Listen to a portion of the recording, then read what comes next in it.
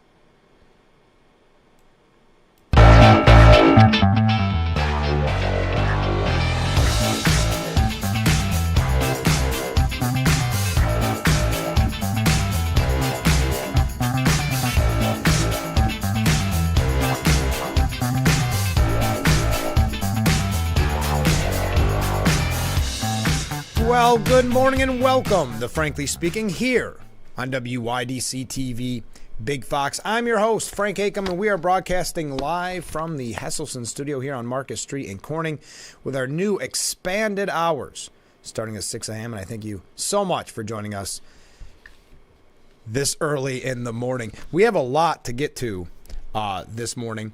We're going to be talking about the vote against FISA. I always forget how to say it. FISA. We're going to talk about that. We have a few updates from yesterday's program. If you missed us yesterday, we had former Congressman Tom Reed. I think we covered a lot there when it comes to especially international issues, which seem to be getting scarier. You can't even say by the day, but by the minute. And we may talk a little bit about that as well. Mike Johnson, beleaguered is some of the ways he's been described, or the way he is being described with the setback. Interesting. We'll talk about that as well. Let's see. What else? A few things here about Biden, a few things here about Trump, some New York State updates as well. First, an update from a story we started with yesterday. So I mentioned Representative Sheila Jackson Lee, who has kind of a history of saying some pretty wild, provocative things. I know there was that expose about the toxic work environment working for her. She's out of California, I believe, right? No, I'm sorry, not California, Texas. She decided to turn her gaffe or her mistake or whatever you want to call it at the eclipse into the blame game. Now, if you didn't tune in Yesterday, she made a gaffe. I think gaffe is misused sometimes, but about the moon being, pardon me, made of gases. So she received a lot of backlash telling school children that the moon is made of gases. She gave a speech. It was at Booker T. Washington High School in Houston, the day of the eclipse, telling an assembly of students, quote, sometimes you need to take the opportunity just to come out and see a full moon is a complete round circle, which is made up mostly of gases. And that's why the question is why or how could we as humans live on the moon? Are the gases such that we could do that? She later described the moon as a planet, which is also inaccurate. I guess why a lot of people, pardon me again, I guess why a lot of people have made light of this is because she was once the leader of the House Science Committee's Space Subcommittee. Jackson Lee responded in a post to X. Obviously, I misspoke and meant to say the sun. But as usual, Republicans are focused on stupid things instead of stuff that really matters. What can I say, though? Foolish thinkers lust for stupidity. Let's say it was a gaffe. Let's say she meant the sun. Is there talks about us living on the sun? Because her quote was, and why the question is why or how could we as humans live on the moon? So I'm confused how you can make that excuse. But again, it's Republicans' fault. So some people took to Twitter or X to have even more fun with that, saying that she kind of, I hate this term too, but owned herself on this. Newsweek's senior editor at large, Josh Hammer, found her response amusing, commenting, just when I thought this story could not possibly get any better.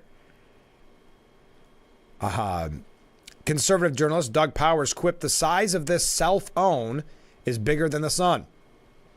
And radio host and conservative commentator Kenny Webster posted, yeah, Republicans forced you to ramble incoherently. Of course. It is kind of interesting. Well, I guess that's politics, right? The blame game, making sure that you find someone to blame for your inaccuracies, not taking the blame yourself. That was just an update because I know I had the story for you yesterday. I wanted to give you an opportunity to hear Representative Sheila Jackson Lee's response. Okay, a few other... Okay, I've got so many things to update you on. Do I want to go to this one first? This isn't really an update, but I thought this was a great piece from Kristen Fleming. And I would also argue that it's not the time to get overly excited about this, or I guess to be cautiously optimistic is maybe the way to handle this. But it says, and this is Kristen Fleming from New York Post, and you can find the full article yourself. It just came out yesterday. It seems like we are finally seeing the return of one of the most important words you can hear on a college campus. That word, no. We've seen students really, and I can't remember who said it many years ago, but kids are going to college not to learn now, but to teach. And it was said years ago, and I thought it was such an accurate way of describing what college students are doing, that they go in there and they'll lecture their professors. And the problem was, early on, professors and administrators, not wanting to lose their cash cow, got scared. So really caved to many of the demands of students, and that got out of hand. And we've seen, unfortunately, the rise now of anti-Semitism in this wave of anger, and I don't think you can use the word. Anger, intolerance that we're seeing on college campuses. So last week, some 150 students at Pomona College, a liberal arts school in California, stormed the building that houses school president Gabrielle Starr's office and refused to leave. It was a protest about the removal of pro-Palestinian art on the campus. This is interesting because this is really when this first started, you had a lot of these protests, and a lot of these kind of going right to the college president, college dean's office and making these lists of demands. And very often the students got their way. But in this case, Starr, the president, did not shrink from the invaders who were filming her. Instead, she confronted the students, issuing this warning. Quote, if you do not leave within the next 10 minutes, every student in this building is immediately suspended from this institution. it's that kind of forceful talk that's needed, where the students start to realize, uh-oh, my parents aren't going to be happy if I am suspended because I was aggressive with the president. She put her foot down and showed that on her watch, actions have consequences. Starr's warning came after swarms of pro-Palestinian students at Vanderbilt University pushed past a security guard and occupied Kirkland Hall, the site of the chancellor's office, late last month. And then there was even, and I don't want to go into this because it's early, but it even kind of devolved into parody when one student in Nashville called 911 because, without getting too graphic, that the one student, she needed to use the restroom, essentially. 4 were arrested, 3 were expelled, 1 suspended, and 22 given disciplinary actions. And last week, University of Michigan President Santa Ono issued a new policy against disruptive activity after he was shouted down by students while giving remarks at a convocation. A handful of years ago, this all would have been unremarkable. School administrators wielding the proverbial yardstick and doling out punishment for behaviors that break norms, the law, or school policy. But in the last decade, at least the last decade, many campuses and campus leaders have turned to gentle parenting, if you want to call it that, on an institutional level. It's all led to an erosion of free speech and authority and the veneration of student temper tantrums, mostly fueled by microaggressions, identity politics, and lately the Middle East. Yeah, and it's always interesting to me, not that, I mean, I guess there's a history of this, but protesting at your university about something that your university has no control in. I remember very vividly the list of demands that would come out in these. The students would demand this, and it was normally a laundry list from their either dean, president, professor. And unfortunately, it cost a lot of professors their jobs. We've seen a lot of examples where free speech has been shouted down. And at one point, students even saying that free speech was akin to violence, meaning that if I said something, even accidental, to you that offended you in some way, that it was no different than getting physically violent with you in their mind. So it really, you know, that old cliche term, slippery slope, it really did turn into a slippery slope. And they give a little bit of background here. When I say they, Kristen Flemings is not the editorial board, but it's from the New York Post.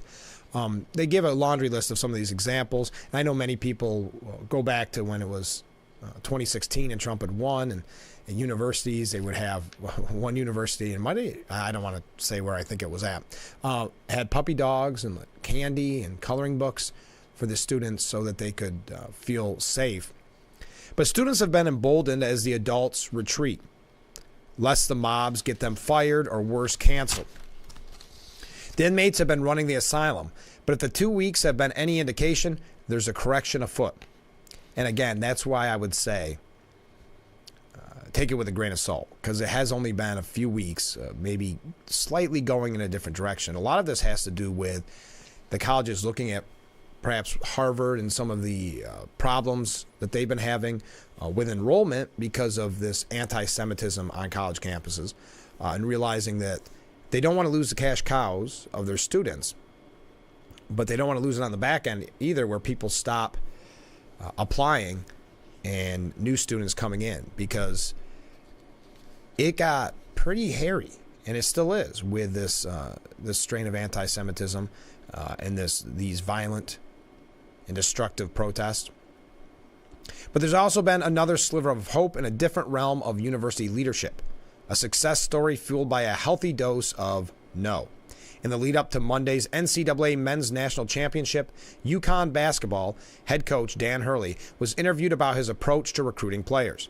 Quote, "There's measurable talents you have to have, the height, the speed, the skill set, but we spent a lot of time really focusing on the parents.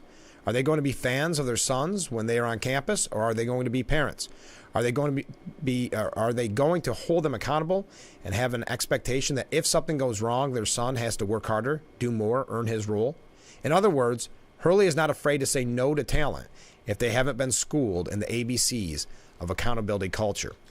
And I thought, maybe a kind of a different story to start the program off this morning, but something we have talked about a lot in the past. And again, a glimmer, small sliver of hope that maybe things could turn around because things have gotten so wild in this name of woke, if that's even the right term any longer. So I thought we'd start with that, just something different. I'd love to have you weigh in. I know so often we discuss the fact that maybe some people are looking at going different directions into the trades, things like that, because at some point you walk away thinking, wow, I paid a lot. But then again, Biden, of course, making decisions against the Supreme Court's will about the student loan debt and erasing that. So again, that's a decision made on the individual level, but I would love to hear your thoughts on it, starting a little bit different this morning and also running a little bit late. So stay with us. This is Frankly Speaking here on WYDC TV, Big Fox.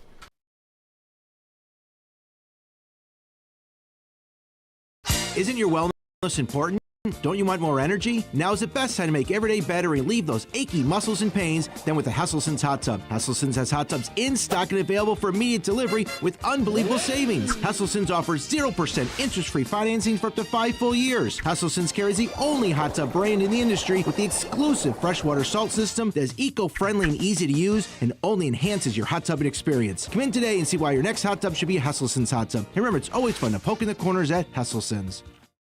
Hey, Emerald Lagasse here, and I'm so excited to tell you about my biggest air fryer yet. Introducing Emerald Lagasse's Dual Zone Air Fryer Oven with dual-sided cooking chambers. Now you can cook 2 different foods 2 different ways that finish at the same time. Enjoy juicy grilled burgers at the same time as air-fried French fries. Broiled savory salmon at the same time as roasted asparagus. The secret is in the QuickSync technology that matches the cooking times and settings of each food, so they're programmed to finish at the same time. But watch, remove the center divider and it transforms into a large 25-quart capacity oven. Now you can try Emerald Lagasse's Dual Zone Air Fryer Oven with free recipe book in your home for 30 days for just $14.99. But wait, we'll automatically upgrade you to his deluxe cooking kit and 1-year VIP protection plan absolutely free, complete with everything you need to cook Monday to Sunday family-size meals. Plus, ask how you can get free shipping. This offer will not last, so order now. You're gonna love it, I guarantee it.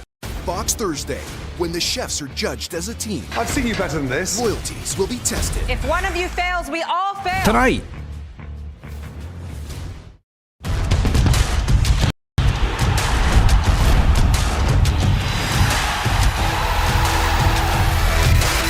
How about this? USA's back, baby. Pull it down! Wow!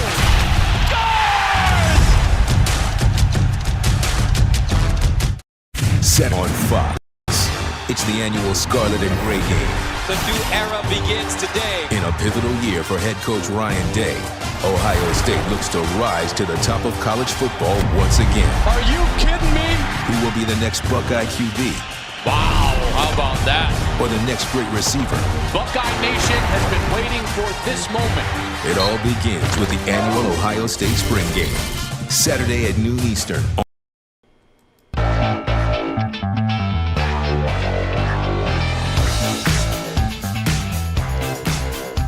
We are back, frankly speaking, broadcasting live from the Hesselson studio here on Marcus Street in Corning. Thank you so much again for joining us. Maybe to piggyback off that last story with that woke culture, or also to piggyback after the story we had yesterday about changing Scrabble for Gen Z who are less competitive. Out of Seattle, members of a regional women's country line dancing team were reportedly kicked out of a Seattle dance convention after organizers claimed their American flag-themed shirts made some attendees feel, and I quote, triggered and unsafe. Over the weekend at the Emerald City Hoedown in Seattle, and you wouldn't think this would be controversial in a country line dancing competition. You'd almost think that you'd be one of many wearing American-themed outfits. But the Borderline dance team was set to perform. But they were told they weren't welcome by organizer Rain Country Dance Association, which is an LGBTQ dance community. Unfortunately, what our team was met with upon arrival was that our flag tops were offensive to some of the convention goers. There were a small group that felt triggered and unsafe. Co-captain Lindsey Stamps spoke with Rance from the Jason Rance show, explaining that the costume sparked a small percentage of complaints who brought up Israel's war against Hamas and then transgender issues. So now the American flag, and this is not, unfortunately, a new trend, deemed controversial in some circles. At first, we were told we would just get booed, yelled at, and likely many of them would walk out. This did not deter us, but then we were given an ultimatum: remove the flag tops and perform in either street clothes, which most didn't bring as they traveled there in their uniform, or they would supply us with ECH shirts from years past, or don't perform at all, which effectively was asking us to leave. We don't speak for our team, we speak on behalf of them, so the choice was theirs. As we knew would happen, because there really was no choice in our minds, it was no. Stamps told Rance that the members of the team were shocked after they spent only 30 minutes at the venue before they started receiving complaints. My team doesn't take a political stance. We came to dance. We're a patriotic group. We support our military, our veterans, our first responders. We're a group of patriots. So the American flag, now deemed controversial in some circles. And you notice how it all goes back, not all, but so much of it goes back to, again, what I think has now become the predominant, really, opinion of many on the left, which is kind of this anti-Israel stance, that you would boo the American flag, which also doesn't signal a great message to President Biden, if you think about it. That if he has this many, well, and I know he's changing his opinion on it, but that many people can boo the flag because of his stance or our stance on Israel. It's very interesting. Okay, another update from yesterday. Yes, I know we're going through a lot of kind of different stories this morning. That's going to be the kind of program it is, but you weigh in. Have you been to a situation, or do you feel that you'd ever attend a situation where the American flag was getting booed over so many issues? Controversial now. So NPR, the scandal, as I mentioned, this happens every couple of years, but now this is heated up a little bit with the op-ed by veteran NPR journalist Yuri Berliner. The whistleblower scolding the outlet's liberal slant has now put a spotlight on the organization's federal funding, and it's really kind of fascinating. It gets a little wonky, and I'm not going to tell you all the information because I don't think many of you listen to NPR, and I don't think it's necessary to go through all of the ways they're funded. But of course, you, the taxpayer, are funding much of NPR. You can find this whole piece. It's by Brian Flood at Fox News if you are interested in really the nitty-gritty of where they're all funded. But CPB is a private nonprofit body which distributes federal funding to NPR and PBS. It was granted $525 million in advance funding for 2024. Yes, $525 million for NPR and PBS for funding. So that's why it's always interesting when it's funded by viewers like you. It is. That's kind of their tagline. But if you look at it overall, it was created out of the 1967 Public Broadcasting Act to distribute federal funds or federal grants to public broadcasters around the country. NPR has insisted it receives less than 1% of its $300 million annual budget from the federally funded CPB, but a deep dive into the data shows CPB funds smaller stations that then funnel the cash to NPR. Again, I don't want to get into the weeds on this. I would just highlight, if that is something that interests you, I would definitely check out this article, because I guess being in media, it does kind of fascinate me. One thing that NPR and PBS has because of this federal funding, they have opportunities to, when you talk about competition, to play things that would not work elsewhere. NPR has a lot, like, for instance, a lot of classical music. You would have a tough sell if you were a locally owned station trying to push that same type of music. So they have that opportunity because they have that kind of safety net to play things that maybe aren't quite as popular. NPR provided a lengthy statement on this, saying millions of Americans depend on their local public radio station for the fact-based, unbiased public service journalism they need to stay informed about the world and about the news in their own communities. Federal funding is essential to making that happen. For almost 50 years, the federal government has provided financial support to the Corporation for Public Broadcasting, who distributes these funds and grants directly to eligible public radio and television stations to serve the public interest with essential news and cultural programming not found anywhere else, and vital information alerts during local and regional emergencies. The federal investment ensures that public media remains, I don't know if I want to read all this, remains commercial free and universally accessible to all Americans, with public media stations serving nearly 99% of the United States. You get the idea. I think but this idea that they're pushing that they're nonpartisan, unbiased, again, it goes back to that op-ed from the whistleblower saying that there's essentially zero Republicans. He believed there is zero Republicans working for NPR. So there's another update from yesterday. Boy, show's already going fast. I'm starting to wonder if 2 hours is going to be enough. We have a lot more to get to. We're going to talk a little bit about New York State. Obviously, a lot about the presidential race here when we come back. Just making sure that's where we're going to next. Yeah, we'll probably talk about New York State when we come back. Feel free to weigh in on all these issues of the day. You see the number on the bottom of your screen, 607-358-3131. Love to hear from you on this rainy morning. We do not have a guest, real quick. We do not have a guest this morning, but tomorrow we do. And I'm really hoping, and I'll highlight this a couple times throughout the broadcast, I really hope that you have some questions for these guests. It's from the Corning sister city, San Giovanni Valderno. They are here in our area now. They've made the trip. Those students, some of those students and some of the chaperones are going to be joining us on tomorrow's program. In full disclosure, it is pre-taped today. I'm actually going to have them in the studio today just because of their schedule. And wait till you hear their schedule. It's amazing. But they do have that fundraiser coming up. We'll talk about that as well. But if you have any questions for our sister city, I would love to hear from you. Trying to look at some more things to ask, some more things to deep dive on. So, again, you can send those questions right there to that number. Let's take our next break. We'll be back with Frankly Speaking here on WYDC TV, Big Fox.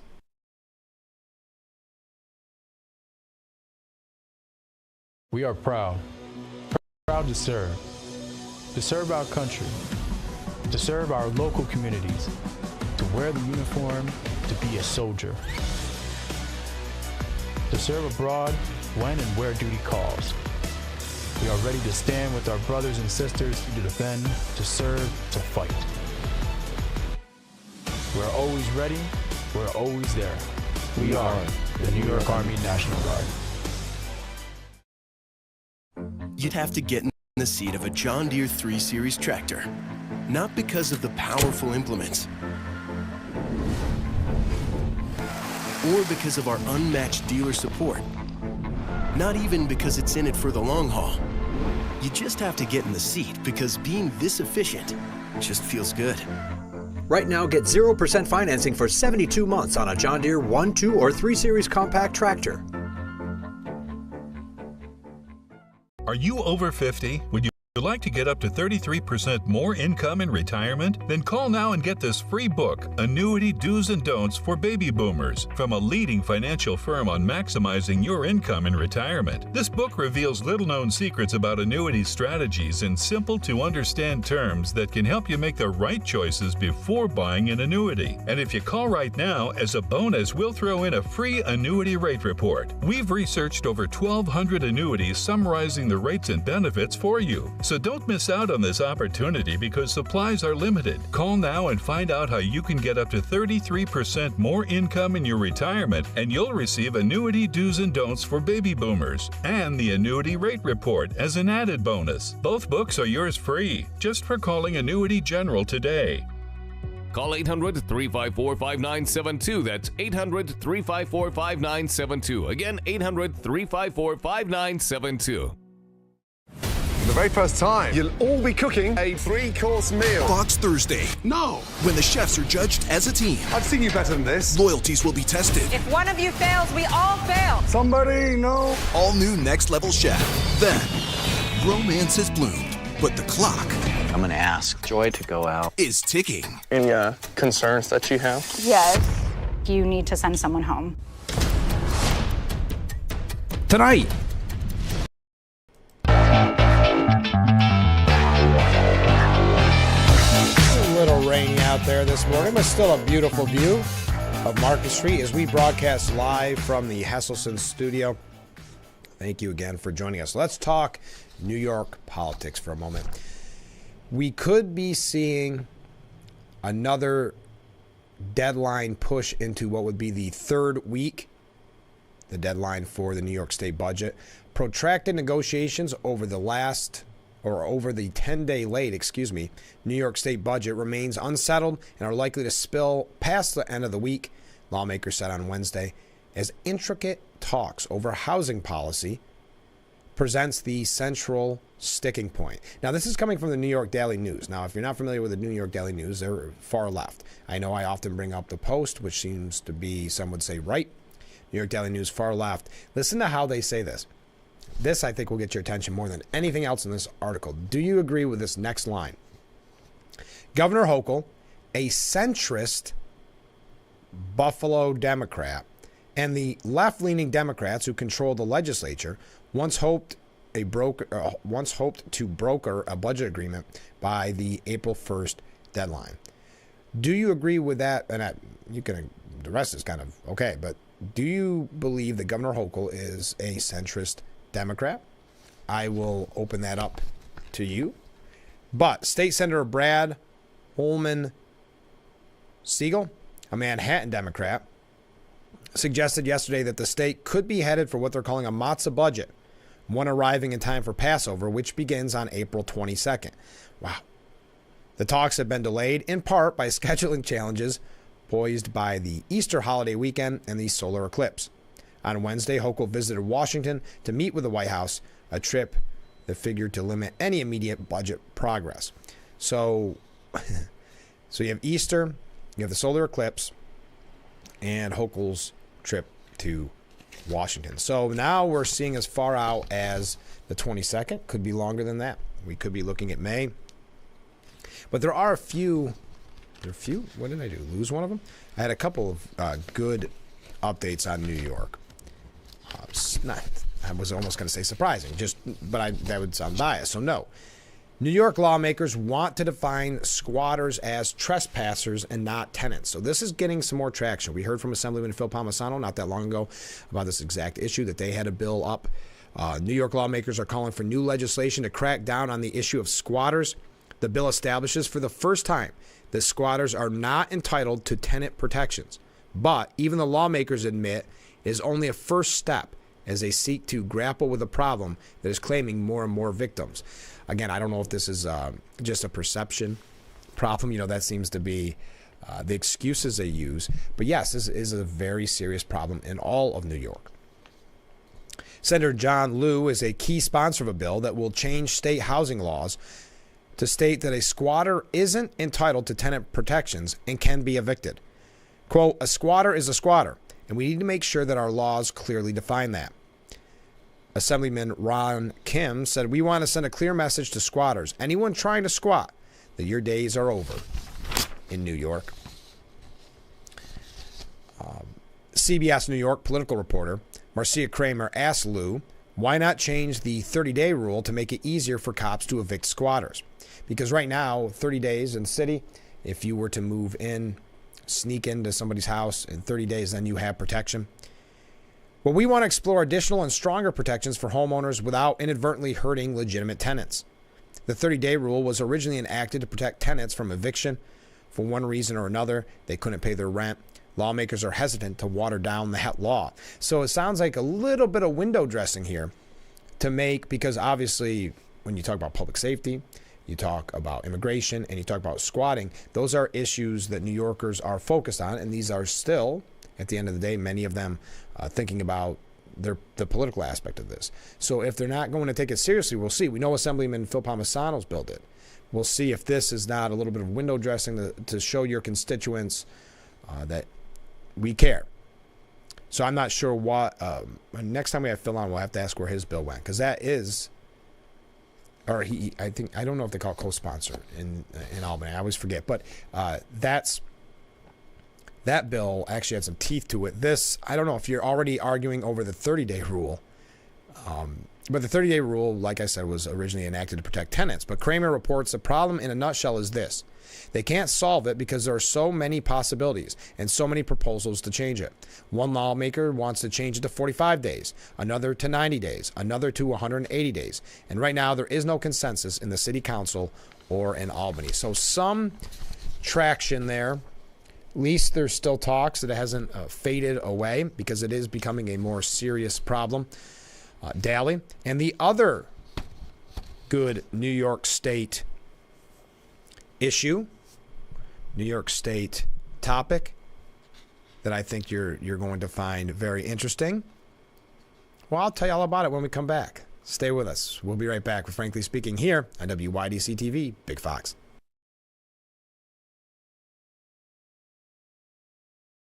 Was your premature baby fed a cow's milk baby formula such as Similac or Enfamil? If so, your child may be entitled to significant financial compensation. Evidence shows that cow's milk formulas increase the risk of NEC in premature babies, causing severe harm and even death. If your child was born premature and suffers from NEC, intestinal perforations, sepsis, cerebral palsy, or died as a result, you may have the right to sue for significant financial compensation. Call now for a free case review. Hi, I'm Aubrey. For over 40 years, the Blaze Alexander family dealerships have been making car buying easy, affordable, with respect for your time. And we do that by treating all of our customers like family. By making sure you get the lowest rates, biggest discounts, and most for your trade. By providing clean, comfortable, and convenient service. By offering the largest selection of new and pre-owned vehicles every day. Visit a Blaze Alexander family dealership, where we're taking the deals the other guys won't. What do you do when your tire goes flat and there's no air anywhere? You reach for Bullseye Pro, the smarter, faster, hands-free way to fill it up with air. Bullseye Pro is equipped with a rechargeable lithium-ion power plant. So fast and so convenient. It's like the power of an air compressor in the palm of your hand. Look, you can inflate all 4 tires on a single charge. It has a built-in smart pressure digital sensor that gauges and automatically stops when the set tire pressure is reached. Easily inflate pool toys, exercise balls, and more. Call or go online now and get the complete Bullseye Pro inflation system for the factory direct price of just $79.99. Plus, we'll ship your entire order free, and we'll give you a 50% discount on a second one. Order now. To order, call 1-800-977-4997. That's 1-800-977-4997, or go to getbullseyepro.com.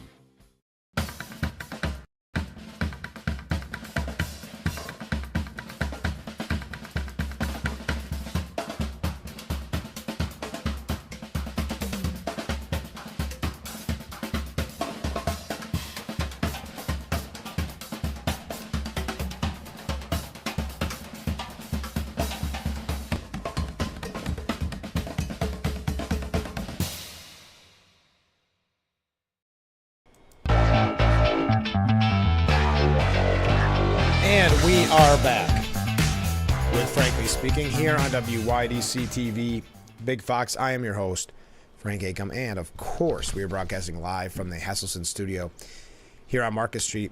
So the other New York State issue before we move on to some national topics, a bipartisan group of New York politicians are now calling on Biden to finally address the U.S. border, quote, war zone, as the city's migrant crisis rages on. So again, I do think this is a little bit for politics, meaning elections are coming up, and they know immigration is a major, major issue to voters.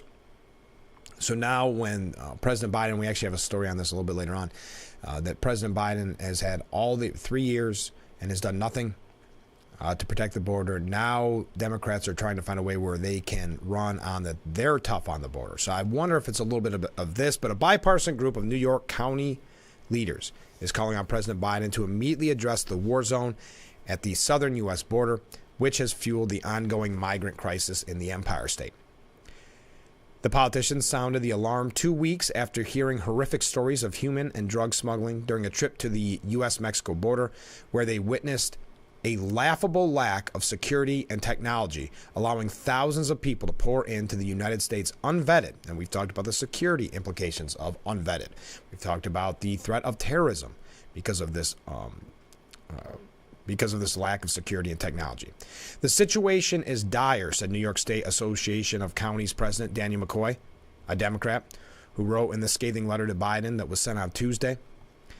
The NYSAC outlined 10 issues that they say require immediate attention from Biden, including securing the border, adding more immigration judges, streamlining communications between the feds and local municipalities, and fast-tracking paperwork.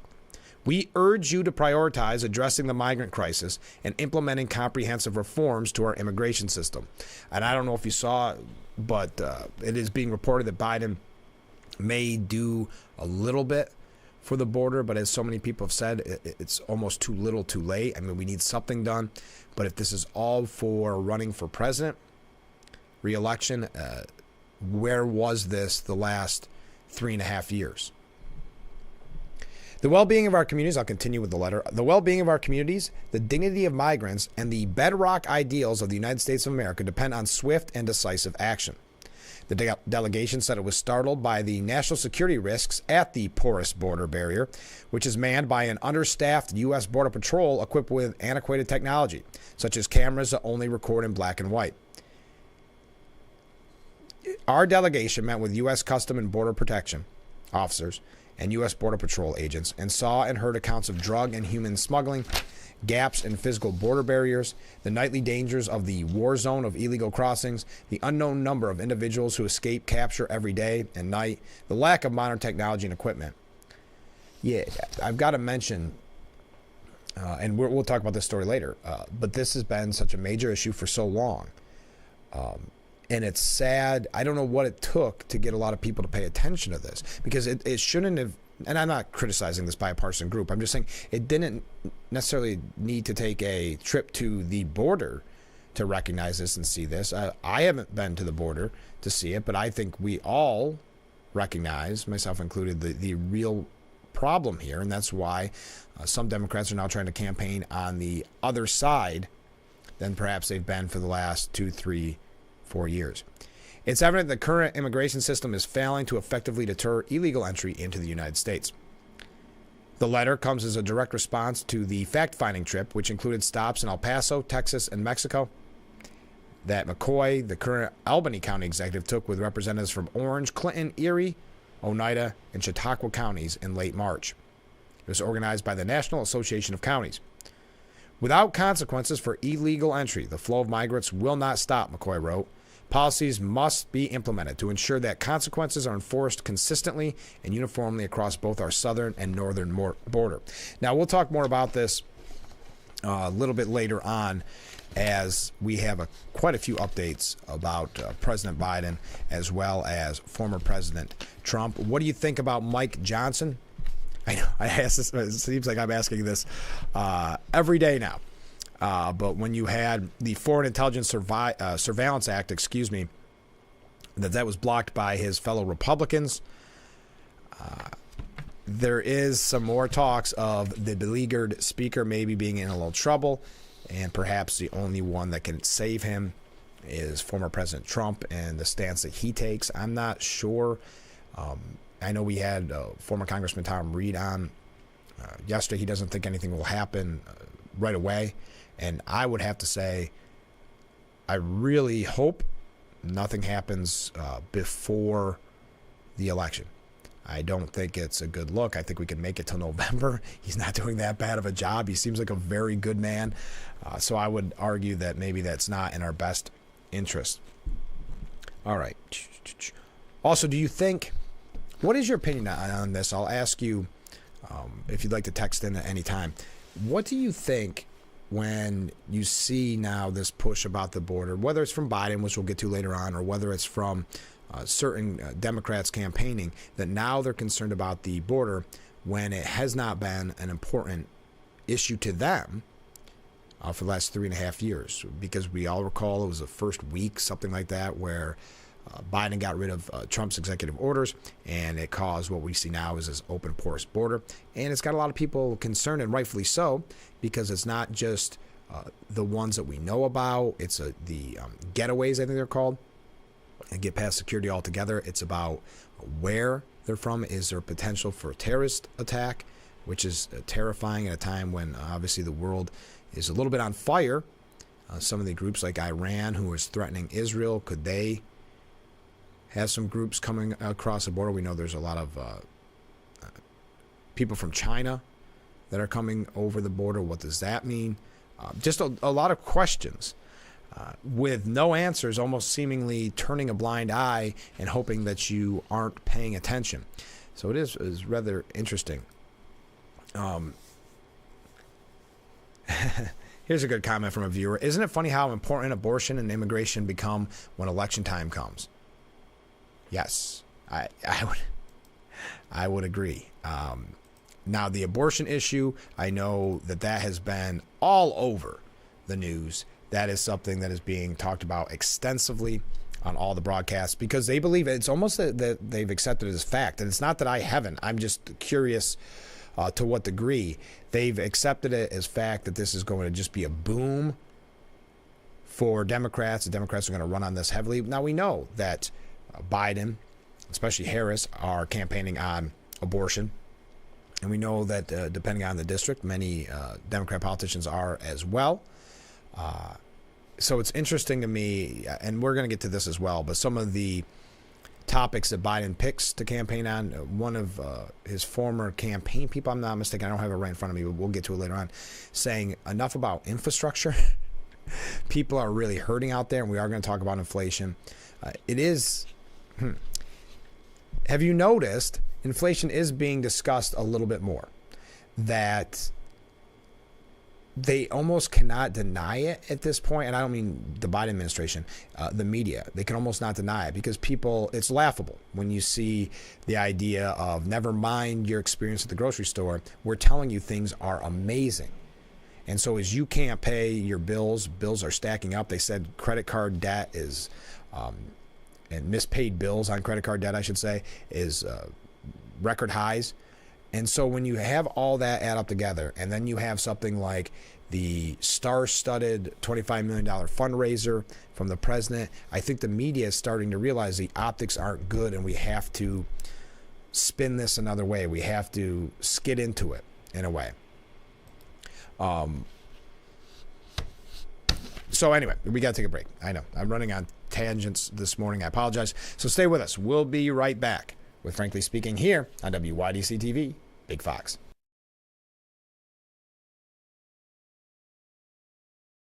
Isn't your wellness important? Don't you want more energy? Now's the best time to make every day better and relieve those achy muscles and pains than with the Hesselson's Hot Tub. Hesselson's has hot tubs in stock and available for immediate delivery with unbelievable savings. Hesselson's offers 0% interest-free financing for up to 5 full years. Hesselson's carries the only hot tub brand in the industry with the exclusive freshwater salt system that is eco-friendly and easy to use and only enhances your hot tubbing experience. Come in today and see why your next hot tub should be a Hesselson's hot tub. And remember, it's always fun to poke in the corners at Hesselson's. In a game of few words. Urkel, glasses. Nerd. It pays to know your nerds. If you guys didn't get nerd with me sitting up here on this show, 25 words or less. Weeknights at 5 and 5:30 on Big Fox.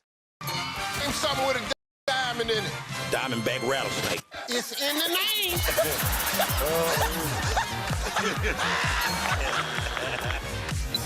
Name a low-calorie food you might make your edible underwear out of. Salmon.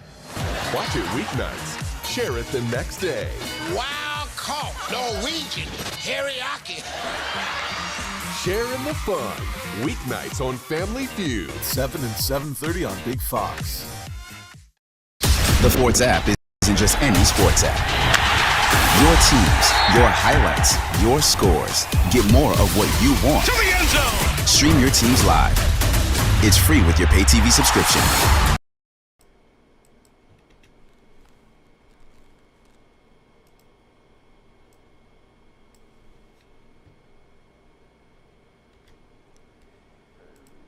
Welcome back to Frankly Speaking here on WYDC TV. Big Fox, sorry we had no music. I was reading through. We were getting a lot of comments, so I may have to wait, try to get to those in just a little bit. Sorry. Trying to read through them all during our quick break. We don't have that much time left together in this hour. My goodness, this is going fast. So welcome back to Frankly Speaking, broadcasting live from the Hesselson studio here on Marcus Street in Corning. We are going to talk more about immigration. I know I'm getting some comments in here about some other aspects to immigration. We will get to those a little bit later on because I have a lot to talk about with that. Love to hear your thoughts on Mike Johnson.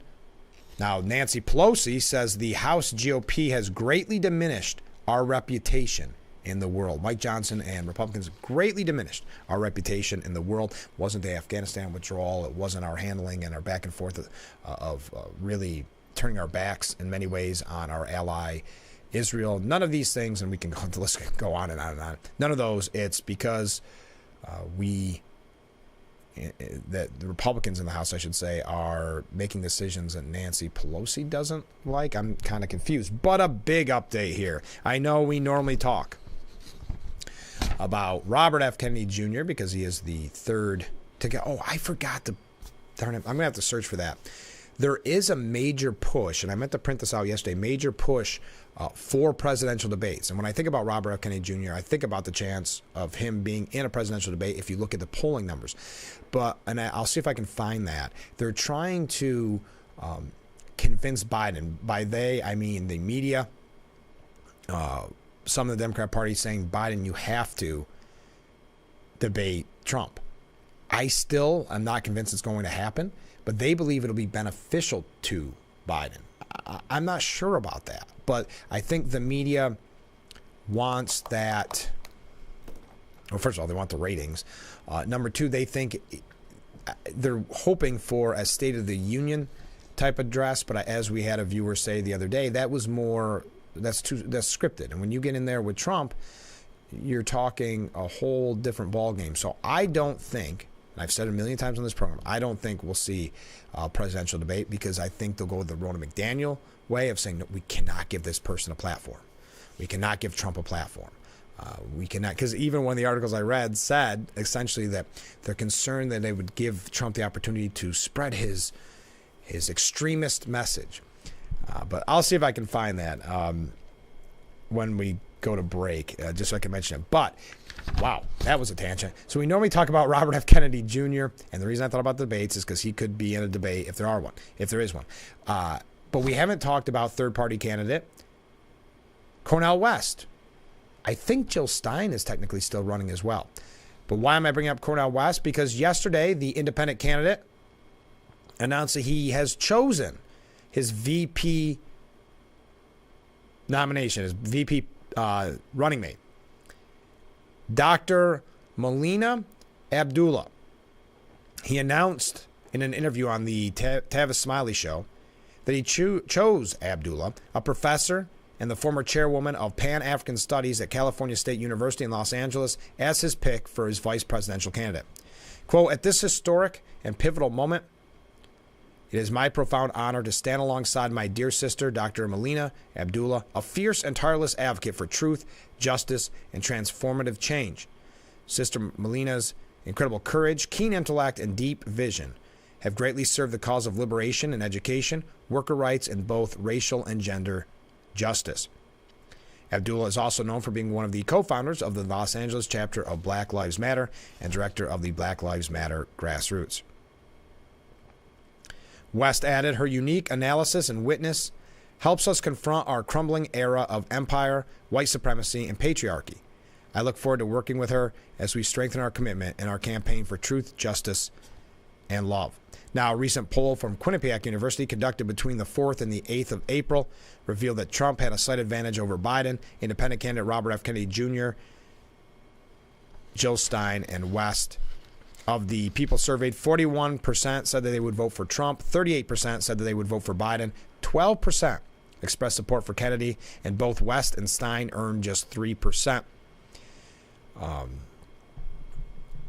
When asked about West's announcement of his running mate, Matthew Correia, the spokesman for the Democrat National Committee, told the New York Times that only two candidates have a path to 270 electoral votes, President Biden and Donald Trump.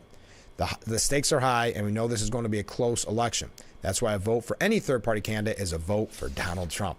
And that's why we've seen so much negative coverage for Robert F. Kennedy Jr., but I believe if it looks as if Cornel West or Jill Stein would play spoiler, you would see the same type of reaction, because I know they still try to blame Jill Stein for Trump winning against Hillary, and I think that has been overhyped. Jill Stein not doing well there, but that is something that they're always looking for as another level of excuses. We've got to take our last break in this hour. Let's see if I can find that debate article, and then we'll be back with Frankly Speaking here on WYDC TV. Big Fox, stay with us.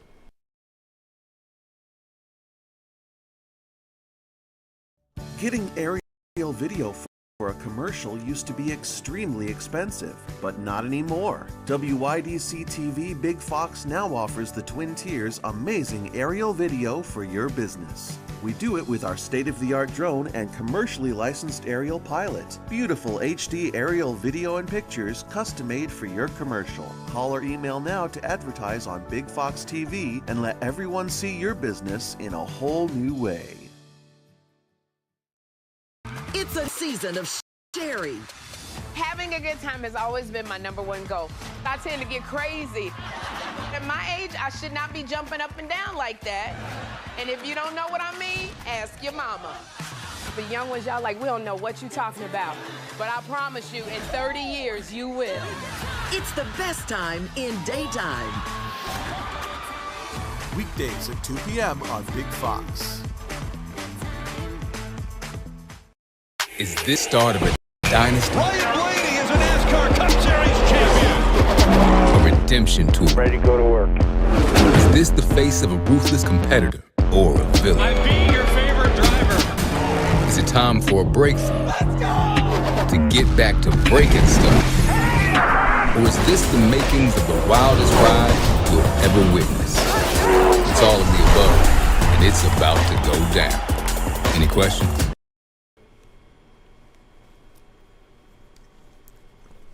We are back with Frankly Speaking here on WYDC TV Big Fox. I did find that article, and it was actually on the New York Times, which is kind of surprising. We'll get to that in the next article. As I mentioned earlier in the program, Republicans blocked a vote on the surveillance bill. Now, they're saying it's because Trump rejected it, actually posting on Truth Social to kill it. In defiance of Mike Johnson, Republicans blocked a bill to renew a key section of the Foreign Intelligence Surveillance Act, which expires soon. Again, I think it's FISA, isn't it? FISA allows a controversial warrantless spying program targeting foreigners abroad that defenders say is vital to combating terrorism and gathering intelligence. The defection came after Trump, as I said, posted that, bringing internal Republican tension to the fore since Johnson says passing the bill is necessary for national security. Okay, one last thing in this hour. How often have we had examples of the Biden administration sending in letters or calling or whatever, pressuring media outlets to change their coverage? Not liking the coverage, even though they've been receiving kid gloves for the last 3.5 years, not liking the coverage because they believe it's not forceful enough against Trump and it's too mean to Biden. And Biden has a history of, when confronted with not even tough questions, fair questions, getting angry. Well, Biden administration has pressured Snopes. If you're not familiar with Snopes, I think many of us gave up on it a long time ago because it did have a political bias. You started to see that relatively soon in its popularity. Snopes was supposed to be a fact-checking outlet. So if you saw some email that seemed a little bit too wild, you could go to Snopes and say, is this real? Did this corporation actually do this? You know, that type of thing. Well, the Biden administration officials successfully pressured Snopes to alter its rating on a fact check it conducted regarding a potential federal ban on gas stoves. In early January 2023, Snopes issued a mixture rating on the claim that Biden administration was considering a ban on gas-powered stovetops, citing comments made by a senior official overseeing product regulations. Shortly before the fact check, Richard Trumka said such a ban was on the table. So, Snopes, which originally gave it a mixture rating as a result of Trumka's statement, changed the rating to false, stating that CPSC is not currently considering a ban on gas stoves. However, Snopes only altered its article after receiving pressure from CPSC to do so, according to emails exchanged between that group and the White House communications officials. and obtained by a watchdog group, Functional Government Initiative, through an Information Act request. Sent over a tough letter to this writer yesterday when the initial claim was rated as mixed, wrote the communications director, Pamela Rucker. Anyway, just another example of this pressure campaign on the media or anything that the administration does not like reported on or, well, I mean, let's face it, it goes all the way back to Hunter Biden and the Post, right? It goes before that too, but that was a glaring example of this censorship by this administration. And you say, well, they're not censoring them using government force, they're using pressure campaigns. It's the same with the letters that they send to the media outlets saying, basically, hint, hint, you're going too far. You better be careful, which I don't understand the end game there for the news outlets, because it's not like the news outlets are getting interviews. Biden rarely does an interview. So what is the reason? Oh, it's all politics. I know that. I mean, it's all political that they want Biden to win, and they definitely want Trump to lose. So I guess that's what it really does all boil down to. At the end of the day, there's no sense overthinking it. Now, that does it for this hour. Hard to believe. Don't forget, on tomorrow's program, we'll have from San Giovanni Valderno, Italy, guests that are visiting our area, because that's the Corning sister cities. You've heard us talk about a lot with the mayor. We're going to have it sounds like a large group coming in tomorrow. So if you have any questions, I could use your help. Please send them in at any time.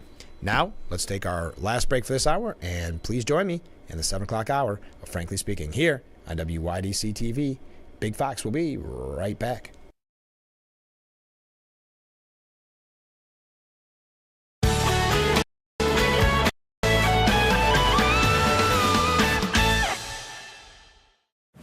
The very first time, you'll all be cooking a 3-course meal. Fox Thursday. No! When the chefs are judged as a team. I've seen you better than this. Loyalties will be tested. If one of you fails, we all fail. Somebody, no. All new Next Level Chef. Then, romance has bloomed, but the clock... I'm gonna ask Joy to go out. ...is ticking. Any concerns that you have? Yes. You need to send someone home. Tonight. The clock to find love. Any concerns that you have? Yes. Is ticking. You need to send someone home. Tonight.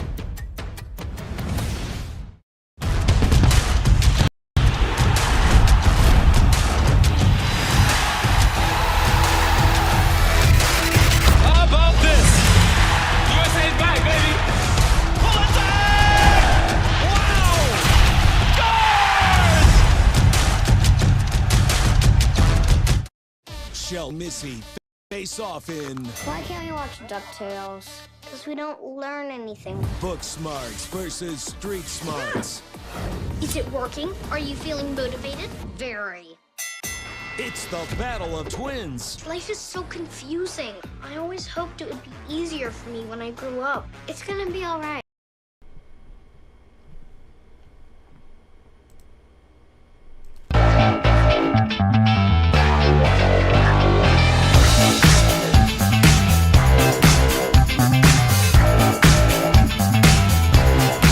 We are back. Now in the 7 o'clock hour of Frankly Speaking here on WYDC TV Big Fox. I've received a couple, report at least once. Have you had any technical issues this morning? Please let me know. Maybe due to the weather, there was some concern. I have not. I have a TV set up here. I have not had any issues, but if you have, I would love to hear so we can get that get to the bottom of that. Excuse me. So some comments from viewers. Now this is, and it was a good point that you raised, that it's not so much the Democrats want to replace us. Somebody has to pay the taxes, all that. And this is about immigration. They, however, want to dilute us via reapportionment. Okay, I see what you're saying. So reapportionment to add Democrat-friendly districts and make election fraud all the easier. I think, yeah, to twist on that a little bit, I think it is all about votes in the long run with the open porous border. I think at the end of the day, it will change congressional reapportionment. It will change the makeup of really what we see from voters and voting. So I think there is something to be said about that. I do think a lot of it was just Biden wanting to show that he wasn't going to be Trump and what was Trump's biggest thing? Build a wall, right? Also, we have this comment from a viewer. I'm amazed that abortion is such a big issue. People will drive across the country to see an eclipse. It seems that if someone wanted an abortion, they could cross the state line. The good-hearted Democrats might even provide a bus for them. To that point, I think, that's why it's brought up so often as a state issue, because, well, let's look at it. Different states are going to have different opinions on things, right? And yes, if you are in that state and you are pro-abortion, I can understand why you'd be upset. Having said that, how many laws have we had in New York State that maybe more conservative people are outraged over as well? So it is interesting. I do think it's going to be a major issue in the election. I'll put it that way. I do think it's going to be focused on extensively. Having said that, I'm not sure what it means at the end of the day for voter turnout. I just don't, because it is still a state issue. But here we go. Enough on that. Try to get through a couple comments. Try to read them quick, but thank you. Keep them coming in. TV networks, this is the article I was telling you about, urge Biden and Trump to debate, wading into a fraught topic. Speculation has swirled in the political world about whether the presumptive candidates will agree to the traditional face-to-face events, a campaign staple since 1976. So in an unusual move, and this again coming from the New York Times, ABC, CBS, CNN, NBC, and Fox News have prepared a joint open letter that urges Biden and Trump to participate in the televised debates. Now, this is not an issue for Trump, who said he will debate anytime, anywhere. We know that. Now, the letter is not yet final, so we have all the information. But Mr. Biden had repeatedly declined to commit to participating in the 3 debates scheduled for September and October. His aides say they are concerned that the Commission on Presidential Debates, the nonpartisan group that has organized the telecast since 1988, will be unable to enforce the rules when Mr. Trump takes the stage. So that's the idea, that we don't trust I wouldn't have went that direction, but we don't trust the organization to keep him in check. I would say that they are going to go where they don't want him to, quote unquote, have an opportunity to broadcast his extremism. Mr. Trump has vowed to debate and has taken to taunting Mr. Biden for not following suit. But Mr. Trump's track record is mixed. In 2020, he pulled out of a debate against Mr. Biden at the last minute, prompting its cancellation. And in the recent Republican primary, he refused to appear on stage even once with his opponents. I don't remember what the issue was in 2020. But going back to the primary, there was no upside. They can say whatever they want. There was no upside. He was really, without a vote being cast, a nominee at that point if you just looked at polls. So, I mean, I know they're trying to taunt back at Trump. The television network's letter was organized as a response to the uncertainty and the people who spoke on the condition of anonymity to describe private discussions about an ongoing effort. Quote, general election debates have a rich tradition in our American democracy, having played a vital role in every presidential election of the past 50 years, dating to 1976. In each of those elections, tens of millions have tuned in to watch the candidates debate side by side in a competition of ideas for the votes of American citizens. Now, well, how about this? This is from the Commission on Presidential Debates. If there's one thing Americans can agree on during this polarized time, it is that the stakes of this election are exceptionally high. There is simply no substitute for the candidates debating with each other and before the American people, their vision for the future of this nation. It will be interesting if there is no debate. I still stand by my contention that I don't think there will be. Now, it says here, the Biden campaign has not ruled out agreeing to the debates, according to a person with direct knowledge. But the campaign does not see an advantage to publicly committing to participate this early in the year. Okay. Anyway, as I said, Trump keeps saying anytime, anywhere, any place. Jason Miller, senior advisor to the Trump campaign, repeated that pledge yesterday, adding in a statement, Biden won't get away with a basement routine this time. And Trump saying the debates can be run by the corrupt DNC or their subsidiary, the Commission on Presidential Debates. Senator, if you recall, Senator Chris Coons of Delaware, one of Biden's closest allies, invoked the chaotic Cleveland debate when he was asked about the issue last month, telling CNN Donald Trump just busted through every possible rule or regulation of decency or decorum. So when they asked him directly, do you think he should debate? He said, I think that's up to him. Again, I don't see a lot of support for that behind the scenes with Biden, but time will tell. All right. I promised you I'd tell you that story, and I'll ask you, I know I've made my prediction a million times, do you think there will be a debate? Now, we're going to talk about inflation. We will maybe talk about, I don't know. Why do I keep saying everything we're going to talk about? Oh, again, if you're just joining us in the 7 o'clock hour here, thank you, first and foremost. Second of all, I had mentioned a few times, if you have any questions for our friends with the sister cities, San Giovanni, Valderno, Italy, please get those questions into me in advance. I'd love to hear what you'd like to ask them as they visit America, perhaps for the first time, some of them. All right, so yesterday, this is very awkward. Democrat United States Representative Jim Clyburn was on MSNBC, and he claimed that the Biden administration has inflation under control. He's giving this, interview. They have it under control.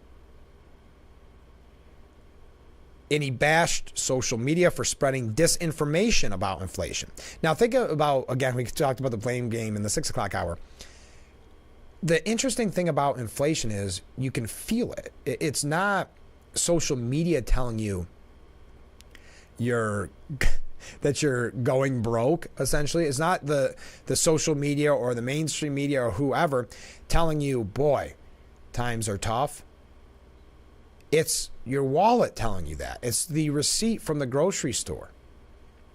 Well, so anyway, he was cut off when he was talking about the disinformation about inflation on social media, because there was a breaking news report on MSNBC that consumer prices increased at a faster than expected pace last month, a signal that inflation remains stubbornly high, Brzezinski said.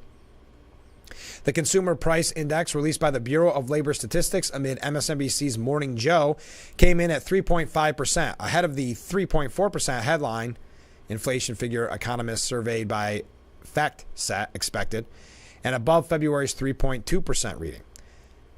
Well, needless to say, after that breaking news, Clyburn's segment abruptly ended.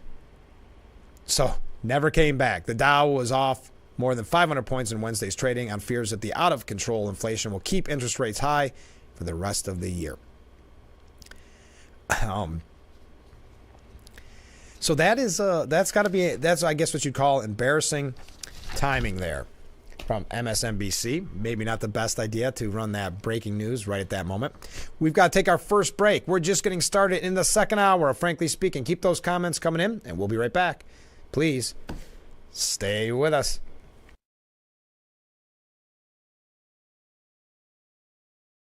Our water's better tasting, it's better for the planet. That's great, sir. Can I take your order? Oh, number 3. At Culligan, we get that most people don't think about water like we do, and that's okay. You see, when we install our drinking water and softening systems, we're thinking about filtering contaminants and the minerals that make water hard. So you can just think about softer, cleaner, better tasting water. At Culligan, we think about your water, so you don't have to. Call today to schedule your free water test. Emerald here, and I'm so excited to tell you about my French door air fryer 360. Extra large 26-quart capacity. Cook with up to 70% less calories from fat than deep frying. That's a big deal, my friend. 360 degrees of superheated air gives you fast, even cooking. My 10-in-1 French door air fryer 360 grills, air fries, dehydrates, roasts, bakes, broils, proofs, slow cooks, and toasts. This baby does it all. These French doors are a game changer. Look at how easy that is. Now, find out how you can try Emerald Lagasse's French Door Air Fryer 360 with 3 cooking tiers, fetch tool, air frying rack, and drip tray in your home for 30 days for just $14.99. Order now and you'll also get Emerald's Air Fryer Favorites recipe book. And we'll automatically upgrade you to our bonus cooking kit free. Plus, find out how you can get free shipping. This offer will not last, so call or click now to order. You're gonna love it. I guarantee it.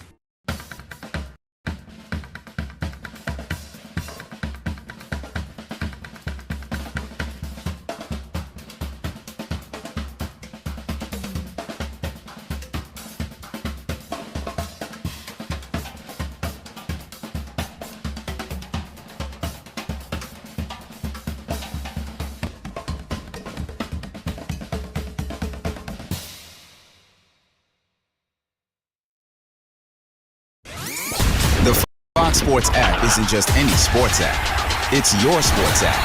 For the touchdown! Yeah, yours. Your teams. Your highlights. Your scores. Your stories. Just choose your favorites to get more of what you want. To the end zone! And of course, stream your teams live. The best part is free with your pay TV subscription. Touchdown!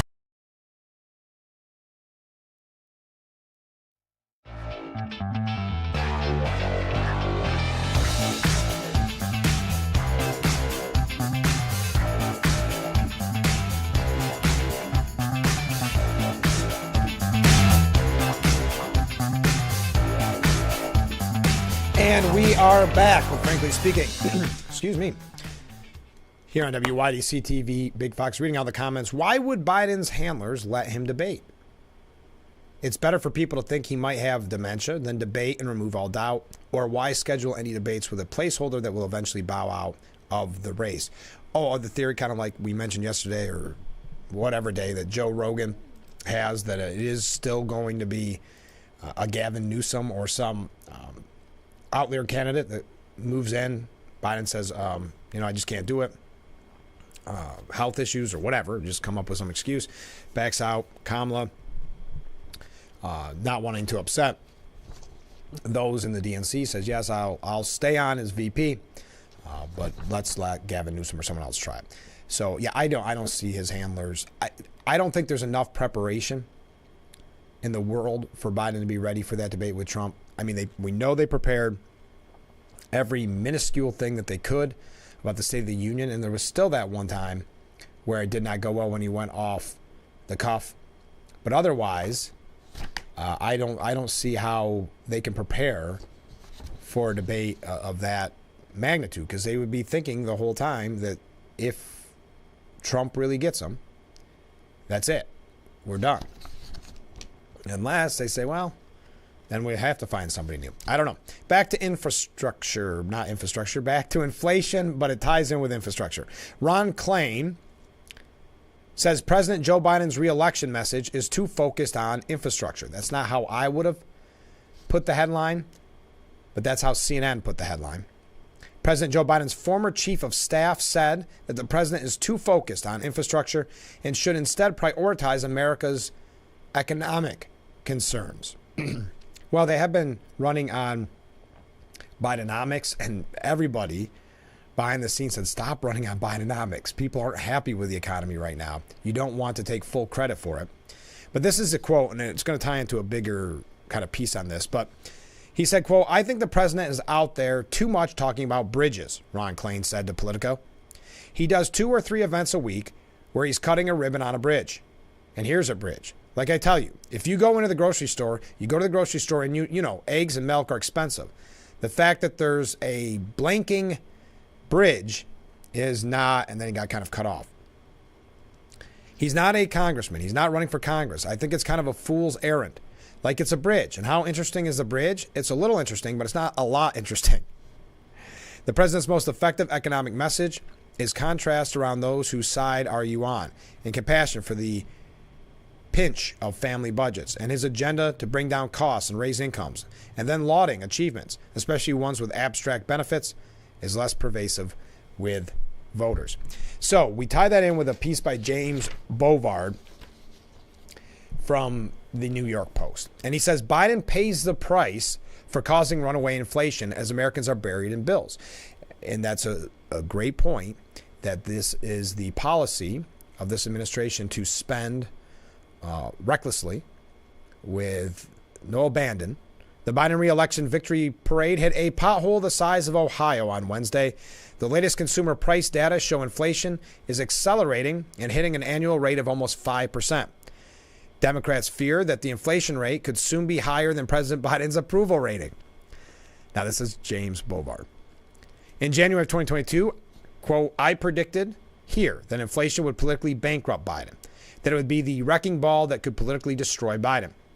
According to Team Biden's storyline, inflation went from a non-existent threat in 2021 to transient in 2022 to simply a bad memory in 2024. But along the way, the purchasing power of the American dollar fell by almost 20%. 6%. Regardless, it was bad taste to mention it in public. Biden called Fox News White House correspondent Peter Doocy I won't say a stupid something in 2022 for asking about inflation's impact. And we mentioned that Clyburn was saying right before the breaking news alert on MSNBC that Clyburn saying is disinformation. Again, never mind what you're experiencing. Never mind what you're feeling. Never mind that you're buried in bills right now and you can't afford certain groceries. Never mind all that. The only reason you think that is because you're on social media. The disinformation on social media. At a press briefing or a press conference on Wednesday, Biden boasted the inflation rate isn't as bad as earlier in his presidency. Biden vindicated himself by falsely claiming inflation was skyrocketing when he took office in early 2021. Actually, the rate was 1.4%, less than a third of the current 4.8% annualized rate based on last month's data. I know numbers get a little wonky, but I think it's still important to mention. Got a couple waves there. I missed that. The Biden administration has the highest rate of food inflation since the Nixon administration. Edward Snowden, of all people, quipped that the White House is trying to diffuse anger by telling people, no, no, no. A shopping cart full of groceries has always cost $36,000. But if you actually look at the numbers, I know that was said in humor. A $100 cart of groceries back in 2019 would now cost you $137. That's a big difference. Georgia Democrat Party leader Stacey Abrams touted abortion as the ultimate fix. Quote, having children is why you're worried about how much food costs. And I mentioned that Ron Klain said to Politico, the president is out there too much talking about bridge. You got to talk about stuff getting expensive. Team Biden portrays Americans as a bunch of pitiful whiners for complaining about inflation. But the problem is much worse than the White House admits. And this is what I wanted to kind of dive in deep here with. Larry Summers, Bill Clinton's Treasury Secretary, recently observed that if the feds today, listen to this, use the same inflation gauges it used in 1970, Biden's peak inflation would have been 18%, twice as high as the reported number. And we can talk about mortgages and things all these things that have gotten out of the realm of possibility for so many of us. Biden's media allies are hectoring Americans to stop grumbling about the vanishing purchasing power of their dollars. And that's again, this has been, and this is why we bring it so much on the program. The media has continued to push this idea that it's not bad. Everything's great. You should be thanking President Biden. Listen to some of these, just to give you a highlight of some in the media. An economic professor in the New York Times recently portrayed inflation fears as merely a, quote, macroeconomic anxiety attack and told readers, don't worry, be happy about inflation. Wow, look at all these waves coming in. Thank you, everybody.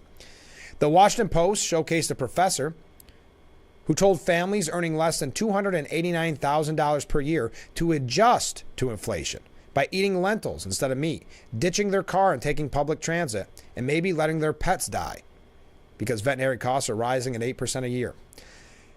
So you see the excuses. Don't worry, be happy. This isn't that bad. Never mind that anxiety that you're feeling. Biden has been an inflation pyromaniac while boasting of being the world's greatest firefighter, says James Bovine. Biden wants to fight inflation by illegally forgiving hundreds of billions of dollars of federal student debt and building and renovating more than 2 million homes, he announced just Wednesday morning. And there's other examples. It's not, back in 2022, a speech to Democrat members of Congress, Biden raged at being blamed for inflation. We have to talk about it because the American people think the reason for inflation is the government spending more up. Simply not true. So, suggesting it has nothing to do with the outlandish government spending. It's not. Biden has driven up the cost of gasoline by pursuing expensive green policies. He's backed higher costs of business through taxes and higher wages, and he's spent. And then, as we just mentioned, about school loans. Does Biden still believe endless trillion-dollar budget deficits will solve all that ails us in America? Biden is in such a weaker position now than when inflation first surged in 2021. Far more Americans doubt his character and competence, and he seems more clueless each time he denies the ravages of the inflation he unleashed. Biden is ever closer to political death by 1,000 price hikes. And that is why I mention it, because I do find inflation to be something, it's a task you cannot fight against. If people know what they spend, people know the difference in what they're experiencing. So you can get out there and tout the bridges or tout Bidenomics or say, hey, we're going to help you and erase your school loan, or we're going to help you by throwing more money at the problem. I don't think, to James Bovine's point, I'm sorry, I got distracted by seeing all the comments. To his point, I don't think there's any way to spin this at this point. And so does this create the kind of vote that someone might say, I don't like Trump, but I'm just not going to vote, or I don't know. Because I don't think we had that piece, what was it, last week or the week before, talking about kind of reminiscing about the days of Trump, even not necessarily the people you would say were Republican leaning. It was Democrats saying, well, things are getting expensive. And the president doesn't seem to be taking this seriously, just like he's not taking seriously immigration, just like he's not taking serious public safety, all of these issues. So I don't, obviously it's not helping. Inflation is not going to help him. We'll see how they try to spin it. That may be the most fascinating point of all this, to see how they spin it. All right, we got to take a break. Stay with us. This is Frankly Speaking here on WYDC TV, Big Fox.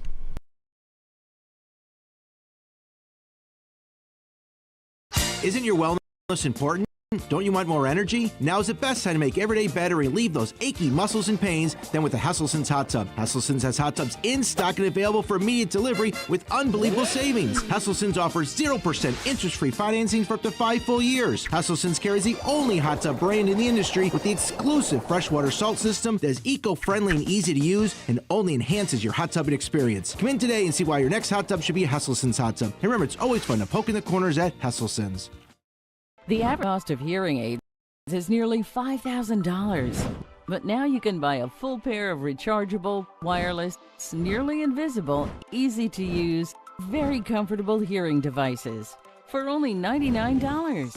$99 for a full pair?